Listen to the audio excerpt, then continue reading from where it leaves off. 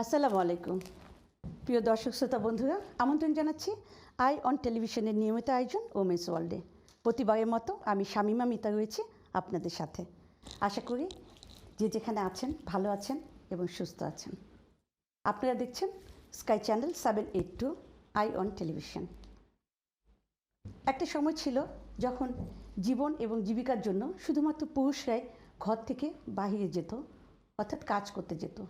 নারীরা তাদেরকে সামাজিক একটি বেড়াজালের মাঝে কীভাবে যেন নিজেদেরকে বন্দি করে রেখেছিল। কিন্তু আজ আর সেই দিন নেই, বদলে গেছে সব কিছু। নারীরা কাজ করছে প্রতিটি জায়গাতে, প্রতিটি সেক্টরে চলছে পুরুষের সাথে সমানে সমানে, তালে তাল মিলিয়ে। কিন্তু তাদের এই পথ চলা কতটুকু সহজ কিংবা কঠিন, এবং প্রতিদিন কী কী ধরনের প্রতিকূলতা এবং প্রতিবন্ধকতার মধ্য দিয়ে তাদেরকে এই পথটি চলতে হচ্ছে, এই বিষয়গুলো নিয়ে আজ আমরা কথা বলবো।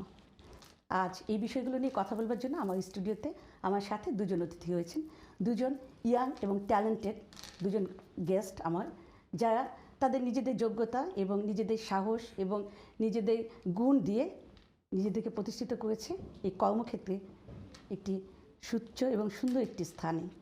আজ পরিচয় করে দিচ্ছি আমার সাথে কে রয়েছেন স্টুডিওতে। আমার পাশে যে রয়েছেন তিনি হচ্ছেন রেশমা করিম চৌধুরী।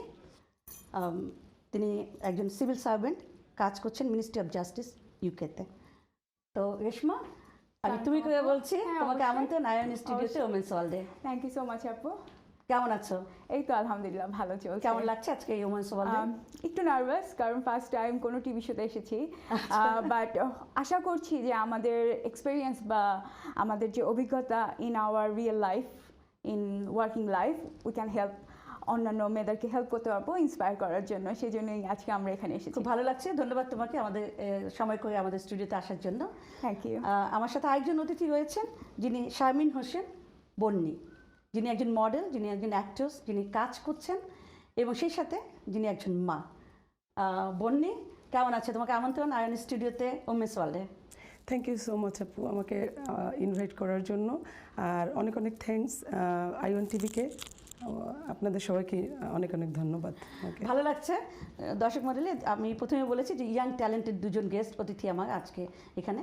আমি প্রথম যাচ্ছি, আমি রেশমা। ওরা দুজনেই অনেক ছোট, যেহেতু বলেছি আগেই, তো আমি তুমি করে বলছি তোমাদের সাথে, কারণ তাহলে আরও কথা বলতে সব কিছু ভালো লাগবে। তো রেশমা, তুমি কাজ করছো সিভিল সার্ভিস? জি আপু, আমি প্রিজন সার্ভিসে আছি। প্রিজন সার্ভিসে আছো। দর্শক মডেল ও প্রিজন সার্ভিস আছে।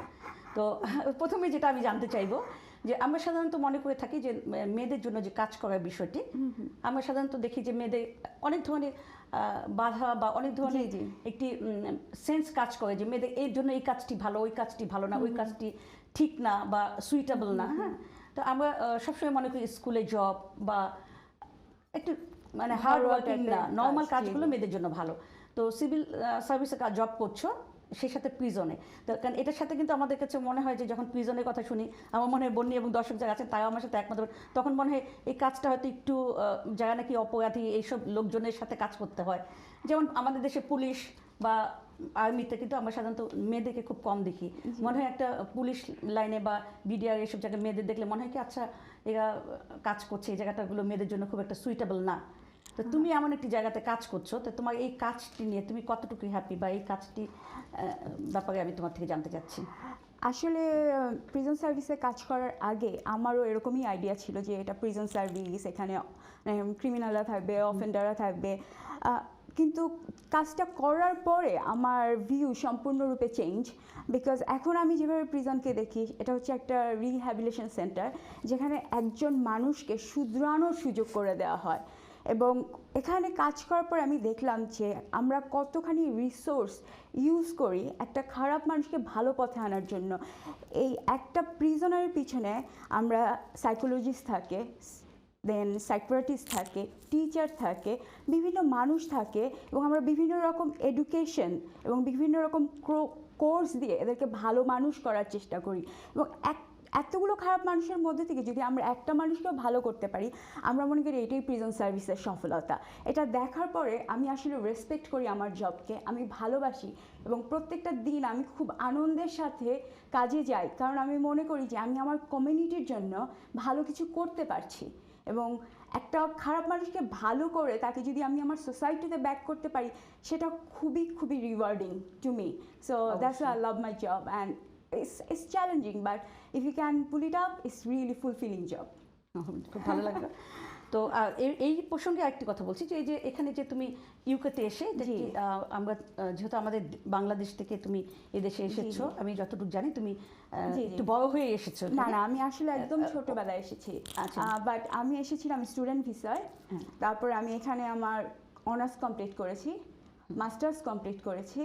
তারপরে আমি কিছু একেবারে ছোটবেলা মানে তো একদম চাইল্ডহুড না, মানে চাইল্ডহুড না, আব্বু আম্মুর সাথে না, তুমি নিজে স্টুডেন্ট হিসেবে এখানে এসেছি, নিজেই এসেছি। তারপর এই ধরনের একটি জব তুমি মানে কিভাবে তুমি এটি পেলে, বা এরকম একটি জব পেতে হলে কি কি কাজ করা প্রয়োজন বা কি ধরনের? সবার আগে আমার কাছে যেটা মনে হয় sincerity and consistency and hardworking, এই তিনটা জিনিস থাকতেই হবে যে কোনো সেক্টরে।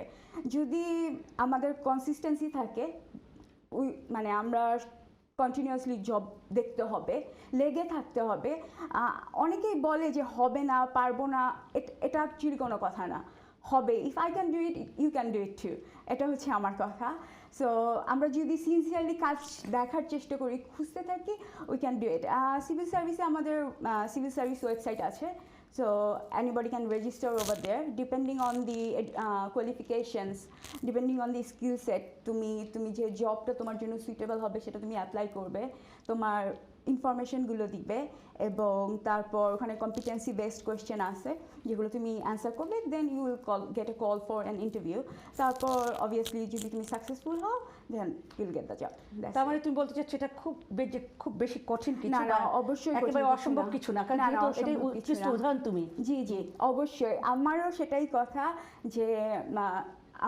কথা যে ঘরে বসে না থেকে আমরা যদি লেগে থাকি এবং কোনো কিছু চাই এবং ছোট ছোট স্টেপ নিয়ে এগোতে থাকি, একটা সময় আমরা সাকসেসফুল হব। এবং সেটা আমি হচ্ছে উদাহরণ, বিকজ আমি ছোটোবেলায় এসেছি as a student, honours complete করেছি, মাস্টার্স কমপ্লিট করেছি। এমন না যে সবসময় হাই ছিল, লাইফে আপ অ্যান্ড ডাউন ছিল। আমি ম্যারিড উইম্যান, ওয়াইফ। তারপর পড়াশোনা কমপ্লিট করতে অনেক সময় অনেক রকম স্ট্রাগল পার করতে হয়েছে, ভিসার জন্য অনেক রকম স্ট্রাগল পার করতে হয়েছে।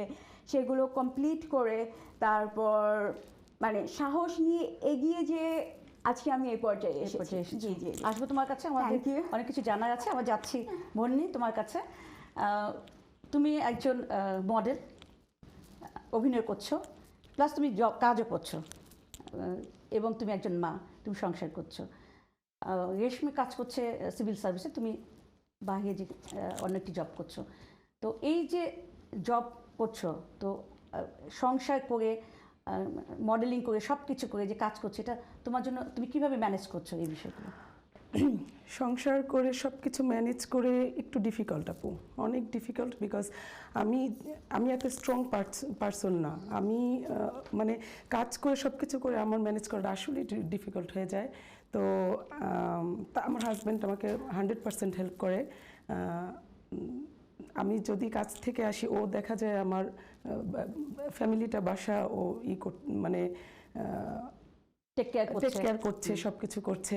তারপর ফাঁকে ফাঁকে আমি অফার পাই অনেক, বাট আমি দেখা গেছে কি সব কিছু একসাথে মিলিয়ে করা হয়ে ওঠে না। তো আমি জব থেকে আসছি, আমার আর অন্য আরেকটা যেতে ভালো লাগছে না। যেমন অনেক সময় আমি অল্প অল্প করি। যেমন ছোটবেলা থেকেই ইচ্ছা ছিল মডেলিং করার অথবা অভিনয় করার, এগুলোর প্রতি খুব ইচ্ছা ছিল। ইচ্ছা থাকার কারণে ছোটবেলায় বিয়ে হয়ে যায়, বিয়ে হওয়ার কারণে কিছুই হয়নি। তারপর ছোটবেলায় আমি টুকিটাকি কিছু করেছি, বাট ওগুলো বলতে চাই না, একদমই ছোট সময়। তারপর তো বিয়ে হয়ে চলে আসলাম, তারপর বাচ্চা, এগুলো সব মেনটেন করে একটু ডিফিকাল্ট হয়ে যায়। তারপরে তার ফাঁকে ফাঁকে আমি সবকিছুই করেছি, এমন কিছু নাই যে করিনি। আমি আসলে মনে করি আমরা উইমেনরা আসলে মাল্টিটাস্কিং। আমরা আসলে একটা সুপার পাওয়ার, বিকজ আমরা এই যে ঘর সংসার সামলিয়ে তারপরে নিজেদের জব করে আমি মনে করি, এবং তারপরে যে আজকে আমরা এখানেও যে মিট করেছি এটাও একটা কাইন্ড অফ মানে সোশ্যালাইজিং অ্যান্ড স্টাফ। Exactly, আমরা আসলে আমরা আমাদেরকে বেঁধে রেখেছি। আমরা মনে করি যে আমরা অনেক কিছু করতে পারি, চাইলে আরো কিছু করতে পারি, এবং আমরা অনেক অর্গানাইজ করে জিনিসপাতি করতে পারি, এবং আই থিঙ্ক আমরা একে অপরকে আমাদের সাপোর্ট করা উচিত এবং সহযোগিতা করা উচিত এইসব বিষয়ে। সেটা অবশ্যই। Exactly. এই যে তুমি যে কাজ করছো, তুমি কি মনে করো যে আমরা কিন্তু অনেক দেখি যে এখানে যারা নাকি প্রবাসী এসে একটা বাচ্চা হয়ে গেলে বা দুটো বাচ্চা হয়ে গেলে তখন তারা পুরোপুরি হাউস ওয়াইফ হয়ে যাচ্ছে। যদিও আমি মনে করি যে হাউস ওয়াইফ এটাও এটা এমন কোনো কিছু না, মানে লজ্জা পাবার কিছু নেই যে আমি হাউস ওয়াইফ। কারণ যখন নাকি দুটো তিনটে বাচ্চা হয়ে যায় একটি সংসার করে, সেটাও কিন্তু তার অনেক কাজ।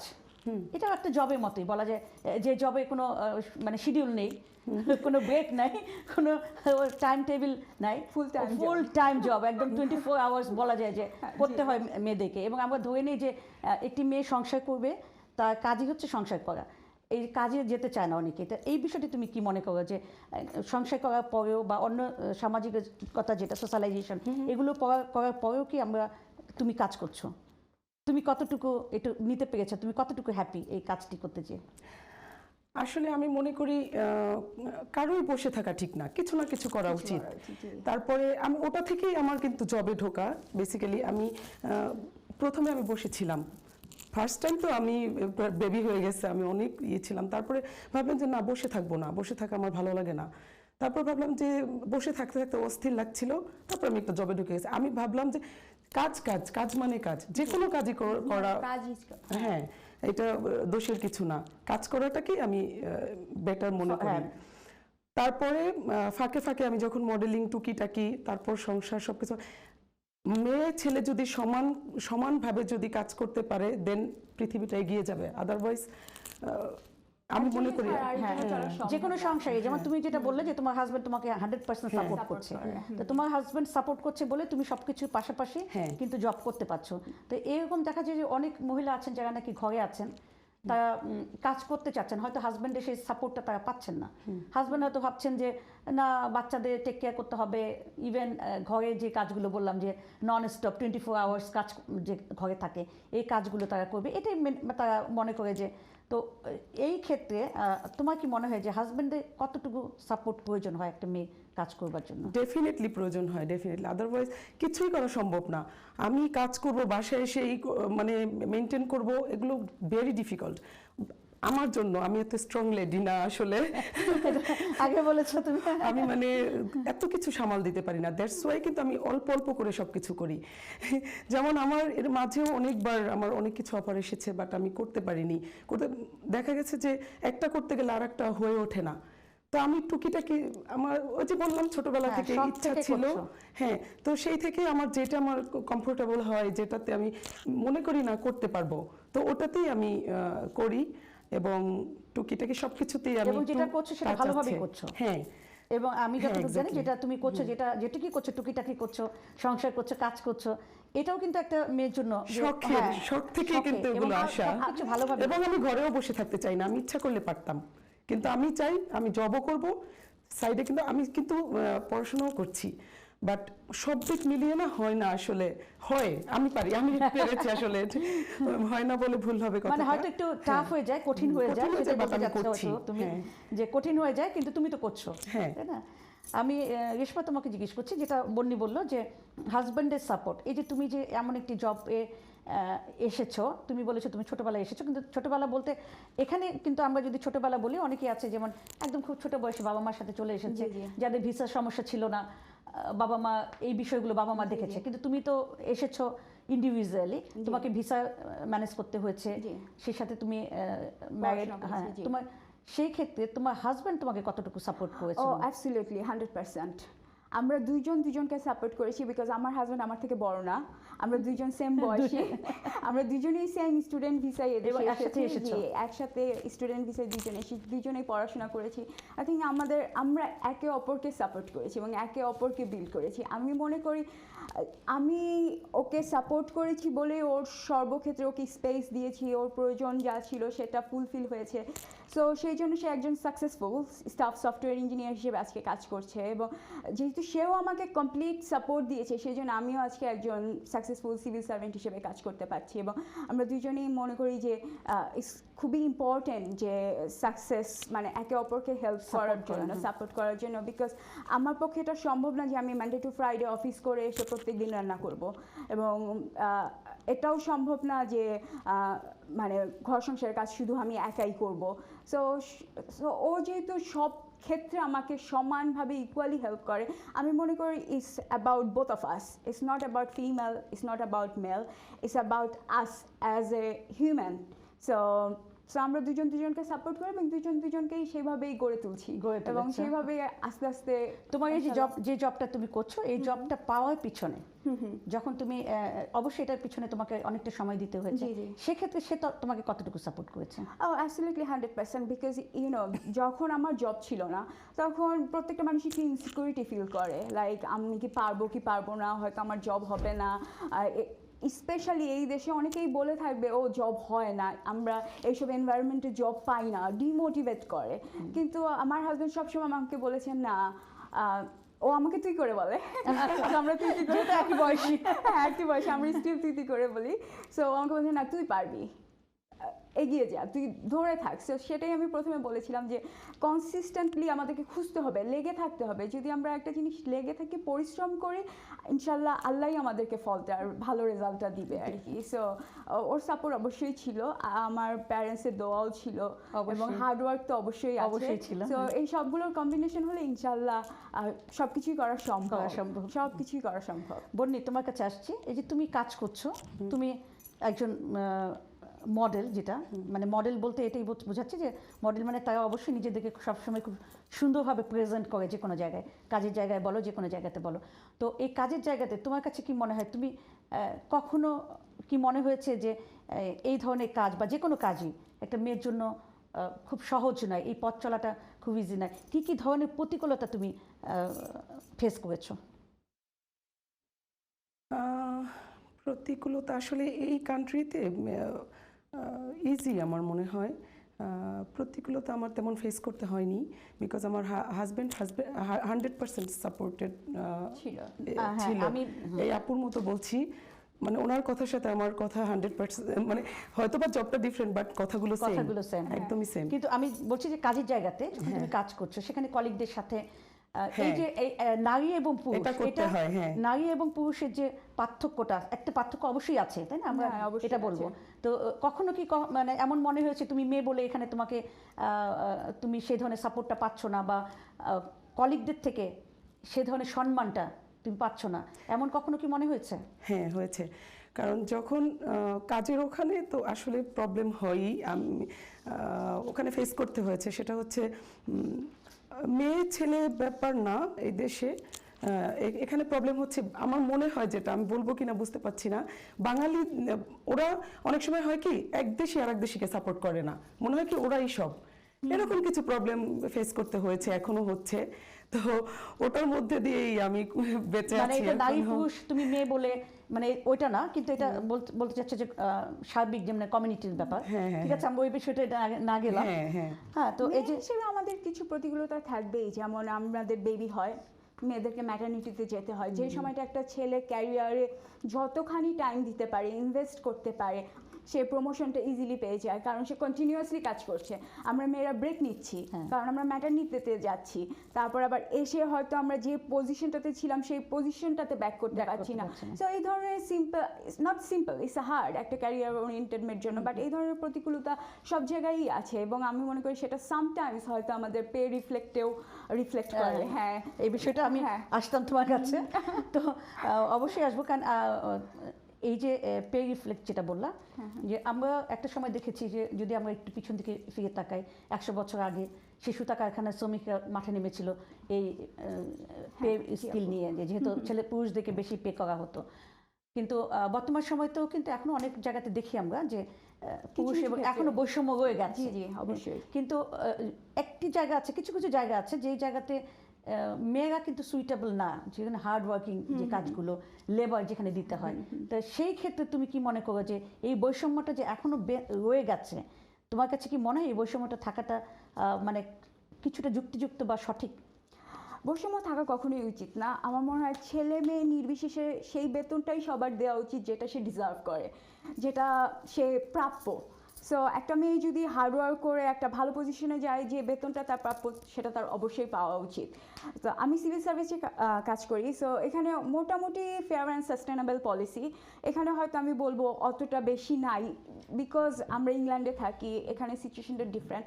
বাট তারপরেও অন্যান্য ক্ষেত্রে অনেক প্রাইভেট সেক্টরে অবশ্যই এটা রিফ্লেক্ট করে, অবশ্যই এটা ইফেক্ট করে। বাট আমার মনে হয় না এটা থাকা উচিত, এবং আমার মনে হয় মেয়েদের ফাইন্যান্সিয়ালি ইন্ডিপেন্ডেন্ট হওয়াটা খুবই জরুরি, যাতে আমরা এই বিষয়গুলোতে মোর ভোকাল হতে পারি, এবং মোর এটাকে আমরা যাতে আমাদের আওয়াজ দিয়ে জিনিস এই প্রতিকূলতাগুলোকে, সরি আমার মুখ খুব কাঁপছে, প্রতিকূলতাগুলোকে কাটিয়ে উঠতে পারি। কাটিয়ে উঠতে So, পারি, সেটাই হ্যাঁ। আমরা চাই, এটা আমরা যদি সবাই সচেতন থাকি। সচেতন থাকি। জি জি জি। আমরা তো এখন তাহলে বন্ডির কাছে আরেকটি প্রশ্ন তোমার কাছে ছিল, এটা যেহেতু তুমি অ্যান্সার করেছো। এই যে মেয়েদের যে নিরাপত্তার বিষয়টা, আমরা যে বাংলাদেশের পরিপ্রেক্ষিতে একটু বাংলাদেশ কাছে চলে যাই, যে বাংলাদেশে যে দেখি আমরা যে অনেক জায়গাতে মেয়েরা যে বাইরে কাজ করতে যাবে, সেখানে কিন্তু নিরাপত্তাহীনতায় ভোগে তারা। কারণ তারা ঠিকমতো বাসাতে ফিরতে পারবে কিনা, অনেক সময় যদি কোনো জব থাকে যে তাকে লেট হয়ে যায়, রাত হয়ে যায়, সেক্ষেত্রে প্রচণ্ড নিরাপত্তাহীনতায় ভুগে আমরা। কিন্তু এই দেশে এখানে এই ধরনের সমস্যা কখনো অনুভব করেছো বা কখন ভেবেছো? কখনোই আমি এরকম ফেস করিনি, বিকজ এই কান্ট্রিগুলো তো অনেক ডেভেলপ কান্ট্রি, দ্যাটস ওয়াই। তো বাংলাদেশে সেটা ছোট সময় যেমন আমরা সন্ধ্যার আগে বাসায় যেতে হবে, আমাদের বাসাটা কিন্তু আমার ফ্যামিলি কিন্তু অনেক কনজারভেটিভ, মানে এটা করতে পারবা না, ওটা করতে পারবা, এরকম সবাই মেবি। হ্যাঁ, সবাই আমরা যখন স্টুডেন্ট ছিলাম আমাদেরকে সন্ধ্যার আগে ঘরে ফিরতে হবে, যে এনি হাউ। এখনো আপু, এখনো যদি আমি বাহিরে সন্ধ্যা হয়ে যায় না, ওই ভয়টা আমার এখন কাজ করে, আল্লাহ বাসায় যেতে হবে, এরকম। মানে আমি এখন ওই জিনিসটা যেভাবে বড় হয়েছি ওভাবেই আমার আছে। আমার আমরা যদি দেখি যে বাংলাদেশের দিকে যদি তাকাই, বাংলাদেশেও কিন্তু মেয়েরা অনেক এগিয়ে গেছে, অনেক জায়গাতে আছে, ভালো ভালো জায়গাতে তারা কাজ করছে। ইভেন মানে আর্মিতেও এখন আমরা দেখছি যে আর্মিতেও মেজর পর্যায়ে চলে আসছে মেয়েরা, কিন্তু তারপরেও কিন্তু আমরা দেখি যে বাংলাদেশের মেয়েরা নিরাপত্তাহীনতায় ভুগছে। এই বিষয়ে তোমার মতামতটা? আসলে বাংলাদেশের তো ইয়াটা আর এই দেশেরটা একটু ডিফারেন্ট, তো ওখানে আসলে একটু ভুগছে এবং ভুগবে, আমার মনে হয় না ঠিক তাড়াতাড়ি যাবে নিরাপত্তাহীনতাটা, কারণ ওর কালচারটা ডিফারেন্ট, তো বাংলাদেশে ওটা থেকেই যাবে। এটা আমাদের মন মানসিকতা চেঞ্জ করতে হবে। রেশমা, তোমার মতামত এই বিষয়ে, বাংলাদেশে নারীদের যে নিরাপত্তাহীনতা? বাংলাদেশের নারীদের নিরাপত্তাহীনতা আমরা অ্যাকচুয়ালি ইটস পসিবল যে আমরা এটা ওভারকাম করতে পারি, কিন্তু এটা ওভারকাম করার জন্য আমাদের সবাইকে একত্রে একটা ব্যবস্থা করতে হবে, সোসাইটিটাকে চেঞ্জ করতে হবে, মানুষের মন মানসিকতাকে চেঞ্জ করতে হবে, এবং এগুলো ছাড়া এটা সম্ভব না। এই দেশে এটা অনলি সম্ভব হয়েছে কারণ এটা মানে লাইক একটা সিস্টেম ওরা গড়ে নিয়েছে। সো এই সিস্টেমটার ভিতরে আমরা সেফ অ্যান্ড সিকিউর ফিল করি। বাংলাদেশে যদি আমরা এরকম একটা সিস্টেম করতে পারি, দেন বাংলাদেশেও এটা পসিবল। এবং তুমি যেখানে বলছো এখন অনেক মেয়েরা এগিয়ে আসছে, অনেক মেয়েরা কাজ করছে, এবং আস্তে আস্তে আমার ধারণা আমাদেরকে একসেপ্ট করে নিতে হবে that we are equal, and then মন মানসিকতার পরিবর্তন আনতে হবে। আমরা আসলে তোমার কাছে আরো কথা বলবো, আমাদের সময় হলো ছোট্ট একটি বিরতিতে যাবা। যে দুজন অতিথি রয়েছেন রেশমা করিম চৌধুরী এবং শারমিন হাসান বন্ডি, এই দুজন অতিথি রয়েছেন আমার সাথে। আমি রেশমার কাছে ছিলাম। রেশমা, আমরা যেটা কথা বলছিলাম যে আমাদের কাজের ক্ষেত্রে নারীদের নিরাপত্তার বিষয়টি নিয়ে, এই ক্ষেত্রে তোমাকে আমি আরেকটি প্রশ্ন অ্যাড করে দিতে চাচ্ছি। সেটা হচ্ছে যে আমাদের বিশেষ করে আমাদের বাঙালি সোসাইটিতে যদি দেখি বা বাংলাদেশের পরিপ্রেক্ষিতে যদি দেখি, যে একজন মেয়ে একই অফিসে যখন জব করছে, তখন সে যদি ভালো করছে এবং তার যদি প্রমোশন হয়ে যাচ্ছে, তখন কিন্তু দেখা যায় যে অফিসের বস কলিগরাই তখন সেটাকে খুব সহজে মেনে নিতে পারছে না। আমি বন্যির কাছে যাবো এই বিষয়টি জানার জন্য। তো এই যে তারা মেনে নিতে পারছে না, তখন তারা বিভিন্নভাবে বিষয়টিকে ছোট করবার চেষ্টা করে। এই ধরনের সমস্যা কিন্তু আমরা অহরহ দেখে আসছি, শুনি। জি, এই বিষয়টি এখান থেকে পরিত্রাণের উপায়টা কি? আসলে আমাদের সমাজটা তো একটু পুরুষতান্ত্রিক সমাজ, এই জন্যই আমরা এই জিনিসটা করি। আমরা যখন একটা মেয়ে যখন ভালো করে, তখন একটা পুরুষালী ইগো থাকে যেটা এই মেয়েদের ভালো করাটাকে একটু দামিয়ে রাখতে চায়, সেই জন্য সেখান থেকেই আমার ধারণা এটার সূত্রপাত। বাট আমি বলবো যে এটার জন্য থেমে থাকা উচিত না, এটাকে সিরিয়াসলি না নেওয়া উচিত না, because mental health is important as well. So একটা মেয়ের এই ক্ষেত্রে যেটা করা উচিত, সিনসিয়ারলি কাজ করে যাওয়া উচিত, এগিয়ে যাওয়া উচিত এবং নিজেকে এবং এই পরিস্থিতিটাকে সময় দেওয়া উচিত। এবং একটা সময় সত্য এমনিতেই মানুষ জেনে যাবে। আমি মনে করি একটা মেয়ে তার কাজের প্রতি অনেক বেশি সিনসিয়ার, অনেক বেশি সে অর্গানাইজ একজন পুরুষের থেকে। বাট আমাদের যেহেতু আরও আদার রেসপন্সিবিলিটি ফুলফিল করতে হয়, it's difficult for us to maintain একটা লাইক ফ্লো মেনটেন করা আমাদের কাজের জন্য। তারপরেও আমরা আজকে মেয়েরা এসব বিষয়ে অনেক এগিয়ে যাচ্ছি এবং আমার মনে হয় যে আমাদের যে পুরুষতান্ত্রিক সমাজটার মন মানসিকতা চেঞ্জ করতে হবে এবং সেটা চেঞ্জ করার একমাত্র উপায় হচ্ছে আমাদের মেয়েদের স্বাধীনতা। খুব সুন্দর করে বলেছো বনি। এই বিষয়ে তোমার থেকে আমি একটু জানতে চাচ্ছি, যে যে বিষয়টি আমি বললাম, তো আরেকটি বিষয় যেটা রেশমা আগেও মেনশন করেছে, যে পুরুষরা যেভাবে কাজটা করতে পারে, এগিয়ে যেতে পারে, মেয়েদেরকে বিভিন্ন কারণে, শারীরিক যেমন প্রেগনেন্সির কারণে আমাদেরকে অফ নিতে হয়, ছুটিতে যেতে হয়, ম্যাটারনিটি লিভ নিতে হয়, এসব কারণে অনেক সময় মেয়েরা আমরা পিছিয়ে যাই। তাদের যে প্রমোশনটা হওয়ার কথা থাকে সেখানে তারা পিছিয়ে যায়, অনেক কিছুতে তারা পিছিয়ে যায়। তো এই বিষয়টিকে তুমি কিভাবে দেখছো, যেহেতু তুমিও কাজ করছো এবং তুমি একজন মা, তুমি কিভাবে দেখছো? আসলে প্রথমত আমাকে এগুলো ফেস করতে হয়নি, কারণ আমি প্রেগনেন্ট বেবি, তারপরে জব আমি পরে নিয়েছি। হ্যাঁ, যার জন্য আমি প্রথম আসলে করতে পারিনি। আমার কিন্তু ইচ্ছে ছোটবেলা থেকেই, আমার ইচ্ছে সবকিছু যেমন আমি সবকিছুকে ধরে রেখেছি, ওভাবে আমার ইচ্ছে, বাট আমি এগুলো ফেস করিনি এখনো যেহেতু। আর মেয়েরা এগিয়ে যাক, মেয়েরা এগিয়ে যাওয়া উচিত ছেলেদের সাথে সাথে। আর আমার মনে হয় যখন মেয়েরা এগিয়ে যাবে তখনই পৃথিবীটা বদলাবে, আদারওয়াইজ ছেলেদের আমিও সেটাই আর কি বলতে চাচ্ছি, যে মানে আমরা যখন এগিয়ে যাব আমাদের যে ওপিনিয়নটা, আমরা তখন এটা আরো ফ্রিলি এবং আরো মানে সুন্দরভাবে উপস্থাপন করতে পারবো। তখন হয়তো ছেলেরাও বুঝতে পারবে যে না, আমরাও সে রেসপেক্টটা সে ব্যাক করবে। হয়তো এখন আমাদের যেহেতু ফাইন্যান্সিয়ালি ফ্রিডমটা আমরা এখনো সেভাবে অ্যাচিভ করতে পারিনি, অনেকটাই ইন্ডিপেন্ডেন্ট, একটা ফ্যামিলিতে একটা মেয়ে অনেকটাই ইন্ডিপেন্ডেন্ট থাকে, অনেকটাই ডিপেন্ডেন্ট থাকে, সেইভাবে হয়তো তার ওপিনিয়নটাকেও আমরা সেভাবে কেয়ার করি না। কারণ যখন সে এই জিনিসটা অ্যাচিভ করতে পারবে তখন তার ওপিনিয়নটাকেও হয়তো আমরা কেয়ার করা শুরু করব, আর সেভাবে আমাদের মানসিকতাটা চেঞ্জ হবে। এটা ট্রু যে মেয়েরা এগিয়ে গেলে কিন্তু পিছনে কিন্তু মানুষ লাগে, এটা ট্রু। হ্যাঁ, এখান থেকে হয়তো একদিন আসবে যখন এই বিষয়টা আমরা ওভারকাম করতে পারবো, ছেলেরা বুঝবে, তারাও বুঝতে পারবে যে না, সে তার যোগ্যতা দিয়ে, একজন পুরুষ যদি তার যোগ্যতা দিয়ে সে প্রমোশন পেতে পারে, এগিয়ে যেতে পারে, টপ লেভেলে বসতে পারে, তাহলে একটি মেয়েও তার যোগ্যতা দিয়ে বসতে পারবে। এটাও আমরা ওভারকাম করে ফেলবো আশা করি আমরা, এবং আশাবাদী যে খুব বেশি দূরে নেই। যেমন আমরা ইউকেতে আছি, এই দেশে আমরা এটা দেখছি, এবং এটা এইরকম ইউরোপে যারা আছে বা আধুনিক বিশ্বে যারা আছে, তার পাশাপাশি আমরা বাংলাদেশ কিন্তু আমরা অনেক এগিয়ে গেছি।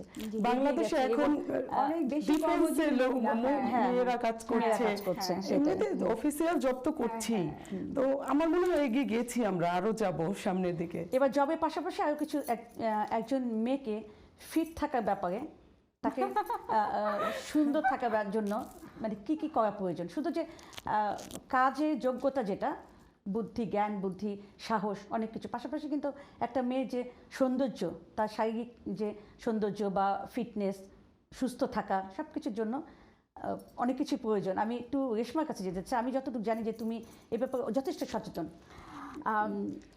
একটু তোমার সম্পর্কে বলো। আমি সবসময় আজকে রেশমা ছিলাম না, আমি সারা জীবনই অবিস ছিলাম। সো আমার ওজন মানে জাস্ট 2 বছর আগেও 106 কেজির মতো ছিল, আমি বলবো। যখন লন্ডনে এসেছি, বন্নি তোমার কি মনে হয় 106 কেজি ওজন ছিল? মনে হয় না, এত ছোট একটি মানুষ। আমি যখন লন্ডনে এসেছি, লন্ডনে মানুষ এসে হয়তো সাইজ 8 বা 10 দিয়ে তাদের কাপড় চোপড় শুরু করে। আমি লন্ডনে এসে শুরু করেছি, আমার সাইজ হচ্ছে সাইজ 18, আর আমার বয়স ছিল তখন 18। তো বুঝতে পারো যে আমি তখন কত মোটা ছিলাম। আমি কখনো ইন মাই এন্টায়ার লাইফ আমি কখনো শুকনা বা স্লিম ছিলাম না। আচ্ছা, তুমি কত কেজি ওজন কমিয়েছো? আমি 52 কেজি কমিয়েছি যখন আমি কমিয়েছি। দর্শক যারা আছেন, কারণ 52 কেজি আমার মনে হয় 2 কেজি ওজন কমানো ওটাও অনেকটা। অনেকটা আচ্ছা, এটা কঠিন। কিভাবে সম্ভব হয়েছে আমরা একটু জানতে চাই। আচ্ছা, কি বলো বন্নি, আমরা এটার জন্য হ্যাঁ। ধন্যবাদ দেওয়া উচিত যে কিভাবে করলো। এটা আসলে আমি বললাম আমি খুবই একটা মানে খুশি হাসি খুশি খাওয়া দাওয়া পরিবার থেকে এসেছি। আচ্ছা। যেখানে আমরা সবাই খুব খাওয়া দাওয়া করতে পছন্দ করি, ফুড ইজ আওয়ার লাভ আর কি, এই টাইপের ফ্যামিলি থেকে এসেছি। সো আমার আব্বু খুব মোটা ছিল, আমার দাদিও খুব মোটা ছিল, সেই হিসেবে মানে আমিও খুব মোটা ছিলাম। বিকজ আমার মনে আছে যে আমাকে যদি অ্যাপেলও কেটে খেতে দেওয়া হতো সেটার উপরেও সুগার স্প্রিঙ্কেল করে দেওয়া হতো। তো অবশ্যই তাহলে আমি মোটা হবই, স্বাভাবিক। তো আমি আমার আব্বুকে লস্ট করেছি যখন তার বয়স 52 বছর ছিল। সো কারণ just because of obesity, because আব্বুর অবিসিটির কারণে তার ডায়াবেটিস হয়ে গিয়েছিল এবং তার নার্ভে, লাইক তার নি নার্ভ অ্যান্ড তার নেক নার্ভে ফ্যাট সেলগুলো জমা হয়ে গিয়েছিল, যেটার জন্য রিং পরানো দরকার ছিল। কিন্তু যেহেতু আব্বু অবিস ছিল এবং ডায়াবেটিস ছিল, আমরা এটা একটা মেজর অপারেশন, তো এই অপারেশনটা বাংলাদেশের ডক্টররা পারফর্ম করতে পারিনি। So for that reason, Abu had a stroke and we lost him. So আমি হচ্ছি আমার পরিবারের বড় সন্তান, সো সেই হিসেবে আমার উপর অনেক রেসপন্সিবিলিটি। সো আমি চিন্তা করলাম যদি আমি ওরকম অসুস্থ হয়ে যাই, আমার বয়স তখন 30 যখন আমি আমার আব্বুকে হারিয়েছি, আমি ভাবলাম আমিও যদি এরকম অসুস্থ হয়ে যাই, আমিও আমার লাইফ থেকে এভাবে একদিন হারিয়ে যাব, যেটা আমি চাই না। আমার সামনে এখন অনেক দিন, আমার সামনে এখন অনেক কাজ আমাকে করতে হবে। আমার ছোট 2টা ভাই বোন, স্পেশালি আমার বোনটা অনেক ছোট ছিল, সে তখন অনলি ক্লাস 8-এ পড়তো। সো এগুলো আমাকে ফুলফিল করতে হবে এবং আমার নিজেকেই আমাকে লুক আফটার করতে হবে অবশ্যই। সেই চিন্তা করে, এবং আরও আদার রিজন যেগুলো আসলে শুকানোটা অ্যাকচুয়ালি সৌন্দর্যের জন্য না, এটা স্বাস্থ্যের জন্য, সুস্থ থাকার ভালো জন্য, থাকার জন্য, সুস্থ থাকার জন্য। সেই জন্য আমি তখন থেকে শুরু করলাম যে কিভাবে শুকানো যায়। আমি অনেক স্টুপিড ডায়েটে তখন গেলাম, ওয়াটার ডায়েট, ফ্রুট ডায়েট, যেগুলো সবাই করে আর কি। তো আমার ছোট বোন আমাকে বললো, আপু তুমি এগুলো করো না, তুমি লো কার্ব ডায়েট করো, যেখানে তুমি কার্ব কম খাবা। So I started low carb diet and bread, pasta, noodles, rice, এগুলো একজন এশিয়ানের জন্য এগুলো কত কষ্টকর। হ্যাঁ, এগুলো না খাওয়া, কারণ এগুলোই তো আমরা খাই। তো আমি এগুলো টোটালি কমপ্লিটলি অ্যাভয়েড করলাম এবং সাথে সাথে এগুলো অ্যাভয়েড করার পর আমি ওয়াটার ওয়েটটা লুজ করে ফেললাম এবং কমপ্লিটলি 2 উইক্সের ভিতরে আমি 106 থেকে 96-এ নেমে আসলাম এবং সেটা আমাকে অনেক উৎসাহ দিল। তো সেখান থেকে আর আমি পিছিয়ে ব্যাক করিনি। তারপর আমি আমার এক্সারসাইজ ইনকর্পোরেট করলাম, ইন্টারমিটেন্ট ফাস্টিং যেটা বলে সেটা আমার লাইফে ইনকর্পোরেট করলাম। আস্তে আস্তে এরকম করতে করতে আলহামদুলিল্লাহ ইনশাল্লাহ উইদিন লাইক 9 মান্থসের ভিতরে আমি 52 কেজি কমিয়ে দিলাম। ইটস নট ইজি, মানে এটা ইজি ম্যাটার। এটা 52 কেজি কমানো এটা একটা খুব খুব খুবই কঠিন ব্যাপার আমি মনে করি। খুবই ফোকাস ছিলাম, কারণ ওই 9 মাস আমি বলবো আপু, আমি কারো বাসায় যাই নাই, কারো দাওয়াত একসেপ্ট করি নাই, কাউকে দাওয়াত দেই নাই, কারণ আমি 9 মাস, হ্যাঁ 9 মাস মুক্তিযুদ্ধে 9 মাস, মুক্তিযুদ্ধে 9 মাসের মতো। সত্যি কথাটা খুব পছন্দ হয়েছে, অ্যাকচুয়ালি আমি এটা বলবো। আমি এই বিষয়ে আমি বন্নির মতামত জানতে চাচ্ছি। তুমি যেহেতু একজন মডেল, তুমি একজন অ্যাক্ট্রেস, এটা একটা খুবই ইম্পর্টেন্ট তোমাদের জন্য। তো তুমি এই বিষয়টি কিভাবে দেখছো যে তার এই 52 কেজি লুজ করার বিষয়টি? কিভাবে মানে কিভাবে পারলা, এটাই একটা বিশাল ব্যাপার। তুমি কি মনে করো এটা কি প্রয়োজন? হ্যাঁ, না, এটা তো অবশ্যই প্রয়োজন, অবশ্যই প্রয়োজন। মডেল হলে হতে হলে আমি মনে করি কোনো সুস্থ থাকবার জন্য শুধু মডেল না আপু, আমি মনে করি প্রত্যেকটা মানুষের ক্ষেত্রে স্লিম থাকা প্রয়োজন, সুস্থ থাকা প্রয়োজন। হ্যাঁ, যখনই একটা মানুষ কি বলে স্লিম থাকবে তখনই কিন্তু সুস্থ থাকবে। আর যে কোনো মেডিসিন কাজ করবে তার বডিতে, সবকিছু থেকে আমি এটা সবাই বলে যে মানে একটা মেডিসিন নিলে হয় কি, যারা একটু ফ্যাট তাদের একটু প্রবলেম হয় ওইটা ইয়ে করতে। না আসলে অবেসিটির সাথে কিন্তু আমাদের অনেক কিছু রিলেটেড, লাইক অবেসিটির সাথে ডায়াবেটিস 2 হয়ে যায়, হাই ব্লাড প্রেশার হয়ে যায়, সেগুলো হয়ে যায় এবং এটা থেকে বিভিন্ন কিডনিতে সমস্যা, বিভিন্ন ধরনের সমস্যাগুলো তৈরি হয়। দর্শক মণ্ডলী যারা আছেন আমার সাথে, আমার মনে হয় যারা এই বিষয়ে সচেতন বা নিজের ওয়েট লুজ করতে পারছেন না, তারা আমাদের এই অতিথি তার সাথে যোগাযোগ করতে পারেন, তার থেকে জেনে নিতে পারেন কীভাবে সে 52 কেজি, আমি কখনো শুনিনি আমাদের পরিচিতর মধ্যে বা কেউ এই 52 কেজি লুজ করেছে উইদিন 9 মান্থ। এটা সত্যি, এটা একটা বিরাট খুবই বিষয়। একটা বিরাট বিষয়। রেশমা, তুমি এই বিষয়গুলোর পাশাপাশি তুমি আরও কিন্তু সামাজিক বেশ কিছু কাজকর্মের সাথে ইনভলভ জি আছো, জি হ্যাঁ যেমন তুমি থিয়েটার করো। জি, আমি ডকল্যান্ডস থিয়েটারের সাথে জড়িত, বিকজ আমরা তো বিদেশে থাকি।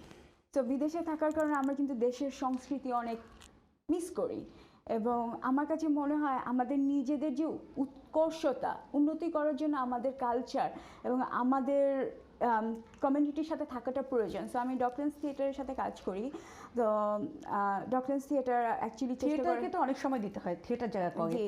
এটা বন্নি যেমন নাটক করো বা ড্রামা করছো, মডেলিং করছো, কিন্তু থিয়েটারে কিন্তু প্রচুর সময় দিতে হয়। হ্যাঁ, আমি অ্যাকচুয়ালি এক ড্রামা বা মানে অ্যাক্টিভ না, আমি হচ্ছে behind the scene. Behind the scene. হ্যাঁ, support, mental support, moral support, like go there with rally and stuff. So এগুলো আর কি করি। আমি টাইমিং এর কারণেই আর কি হ্যাঁ। থিয়েটারটা করছি না, বাট আমাকে অনেকে বলছে যে থিয়েটার করো। আমার অ্যাক্টিং নাকি ইদানিং ভালো, মেবি টিকটক করার কারণে। তুমি তো TikTokটা খুব মজা। তুমি থিয়েটার করেছো? না, আমি থিয়েটার করিনি, বাট নাটক করেছি। নাটক করেছো হ্যাঁ। তুমি, মানে টিভি নাটকগুলো যে হ্যাঁ। এখানে করেছো, তো তুমি টিকটকে খুব অ্যাক্টিভ।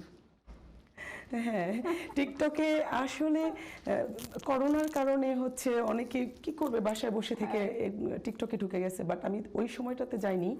আমি পরবর্তীতে আমার কিছু ফ্রেন্ড আছে, ওরা বলে যে টিকটকে দেখো, তো আমি বললাম না, টিকটক করব না। টিকটক কি মানে আমার যারা এমনিতে যারা ফ্রেন্ড, ওরা টিকটক করে না, ওরা মানে টিকটক সম্পর্কে অত বেশি একটা ইয়ে না। তো আমি ভাবলাম যে ঠিক, বলে কি আমাদেরটা দেখো, ঢুকে দেখো। তো ঢুকে দেখে আমার করতে ইচ্ছে করলো, তো একটা দুইটা থেকে জাস্ট কিপ অ্যান্ড টাচ রাখলাম। এই তো এটা তোমার মানে এখন তুমি এটা এনজয় করছো? হ্যাঁ, enjoy মেন্টাল করছি। হেলথ ভালো থাকার জন্য, ভালো লাগার জন্য করছো? হ্যাঁ, আমি এটা ভালো লাগে পয়েন্টটাতে বলতে চাই, এই পয়েন্টটাতে ও বলতে হ্যাঁ, চাচ্ছে। কারণ আমি টিকটক করি না, বাট আমি যখন কাজ থেকে বাসায় আসি এবং নিজের অন্যান্য কাজে ফাঁকফাঁকি একটু টায়ার্ড বোধ করছি বা ভালো লাগছে না, আমি কিন্তু টিকটক দেখি। আমার খুব মজা আমার লাগে। দেখতে গিয়ে করা। আমি খুব enjoy করি, আমিও খুব enjoy করি কথাগুলো, হ্যাঁ আমার ভালো লাগে। It's kind of entertainment. আর Entertainment। আমরা যে কোভিড এর কারণে এখন তো আমাদের অন্যান্য এন্টারটেইনমেন্ট অনেক কিছু বন্ধ, হ্যাঁ। আর আমরা ফ্যাটিক ফিল করছি, কিন্তু স্পেশালি যারা আমরা কাজ করছি। হ্যাঁ। সো টিকটকটা অ্যাকচুয়ালি আমি অ্যাপ্রিশিয়েট করবো যারা করে, থ্যাংক ইউ। Thank you. কারণ এটা আমাদেরকে একটা কাইন্ড অফ এন্টারটেইনমেন্টের ব্যবস্থা করে হ্যাঁ, দিয়েছে, অবশ্যই। নাইস। কারণ আমরা এই যেটা বলছো যে কোভিডের কারণে কিন্তু আমরা আসলে ঘরে বসে থেকে এই ধরনের এন্টারটেনমেন্টগুলো আছে বলে কিন্তু আমরা অনেকটা মানসিকভাবে সুস্থ এবং ভালো আছি। মজা পাচ্ছি। অনেকেই যদিও এটা অনেকটা নেগেটিভ কথাও বলে, অনেকে নেগেটিভ সাইডগুলো বলে, কিন্তু সব কিছুর মধ্যে যদি আমরা একটু পজিটিভ চিন্তা করি, পজিটিভটা খুঁজে বের করে আনি, সেটা মানে আমাদের সবার জন্যই ভালো।